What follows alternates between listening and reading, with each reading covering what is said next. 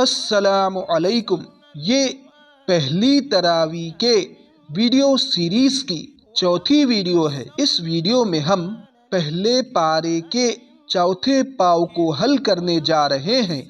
پہلے پارے کے چوتھے پاؤ کا نام وقالت الیہود لیست النصارى ہے، جو پہلے پارے کا 14واں رکوع ہے۔ اس پاؤ میں کل 3 رکوع ہے۔ پہلے پارے کا 14واں رکوع وقالت الیہود لیست النصارى علی شیء۔ پہلے پارے کا 15واں رکوع یا بنی اسرائیل اذکروا نعمتی التی انعمت علیکم۔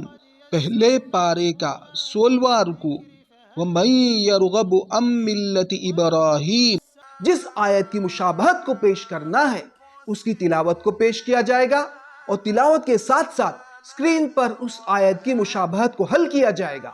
آپ سے گزارش ہے بغور سماعت فرمائیں اور اسکرین پر جو آیت متشابہات پیش کی جا رہی ہے اس کا بغور مطالعہ کریں، اور اس ویڈیو کو اپنے دوستوں، رشتہ داروں اور طلباء میں ضرور شیئر کریں، اور اس چینل کو ضرور سبسکرائب کریں۔ جزاکم اللہ تعالی احسن الجزاء۔ اعوذ باللہ من الشیطان الرجیم، بسم اللہ الرحمن الرحیم۔ السلام علیکم۔ یہ پہلی تراویح کے ویڈیو سیریز کی چوتھی ویڈیو ہے۔ اس ویڈیو میں ہم پہلے پارے کے چوتھے پاؤ کو حل کرنے جا رہے ہیں۔ پہلے پارے کے چوتھے پاؤ کا نام وقالت الیہود لیست النصارى ہے، جو پہلے پارے کا 14واں رکوع ہے۔ اس پاؤ میں کل 3 رکوع ہے۔ پہلے پارے کا 14واں رکوع وقالت الیہود لیست النصارى علی شیء۔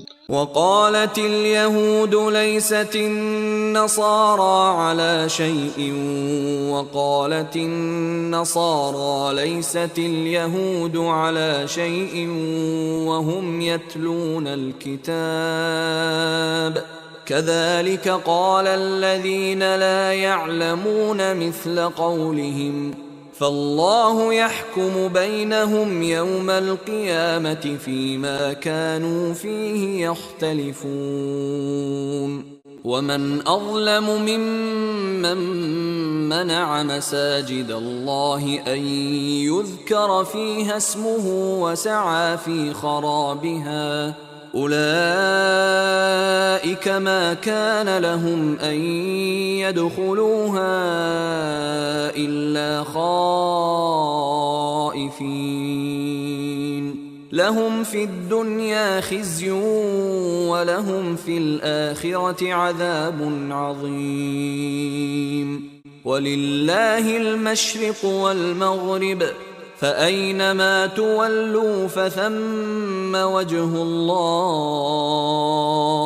إن الله واسع عليم وقالوا اتخذ الله ولدا سبحانه بل له ما في السماوات والأرض كل له قانتون بديع السماوات والأرض وإذا قضى أمرا فإنما يقول له كن فيكون إنا أرسلناك بالحق بشيرا ونذيرا ولا تسأل عن أصحاب الجحيم ولن ترضى عنك اليهود ولا النصارى حتى تتبع ملتهم قل إن هدى الله هو الهدى ولئن اتبعت أهواءهم بعد الذي جاءك من العلم ما لك من الله من ولي ولا نصير الذين آتيناهم الكتاب يتلونه حق تلاوته أولئك يؤمنون به ومن يكفر به فأولئك هم الخاسرون. पहले पारे का 15वां रुकू। या बनी इस्राईल अज़्कुरू निअमती अल्लती अनअमतु अलैकुम। يا بني إسرائيل اذكروا نعمتي التي أنعمت عليكم وأني فضلتكم على العالمين. واتقوا يوما لا تجزي نفس عن نفس شيئا ولا يقبل منها عدل ولا تنفعها شفاعة ولا هم ينصرون. وإذ جعلنا البيت مثابة للناس وأمنا واتخذوا من مقام إبراهيم مصلى وعهدنا إلى إبراهيم وإسماعيل أن طهرا بيتي للطائفين والعاكفين والركع السجود. وإذ قال إبراهيم رب اجعل هذا بلدا آمنا وارزق أهله من الثمرات من آمن منهم بالله واليوم الآخر قال ومن كفر فأمتعه قليلا ثم أضطره إلى عذاب النار وبئس المصير. ربنا وبعث فيهم رسولا منهم يتلو عليهم آياتك ويعلمهم الكتاب والحكمة ويزكيهم إنك أنت العزيز الحكيم. पहले पारे का 16वां रुकू। वमन यरगबु अम मिल्लति इब्राहीम। ومن يرغب عن ملة إبراهيم إلا من سفه نفسه ولقد اصطفيناه في الدنيا وإنه في الآخرة لمن الصالحين. تلك أمة قد خلت لها ما كسبت ولكم ما كسبتم ولا تسألون عما كانوا يعملون.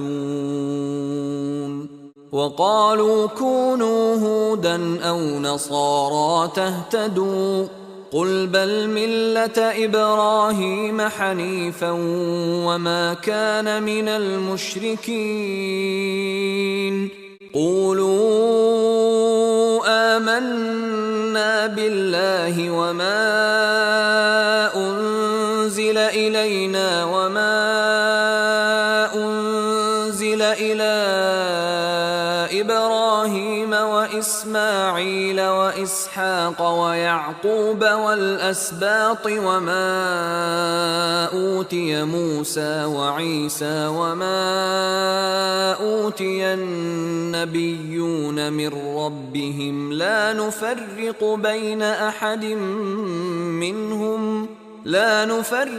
بين أحد منهم ونحن له مسلمون. قل أتحاجوننا في الله وهو ربنا وربكم ولنا أعمالنا ولكم أعمالكم ونحن له مخلصون. تلك أمة قد خلت لها ما كسبت ولكم ما كسبتم ولا تسألون عما كانوا يعملون. ولقد يسرنا القرآن للذكر فهل من مدكر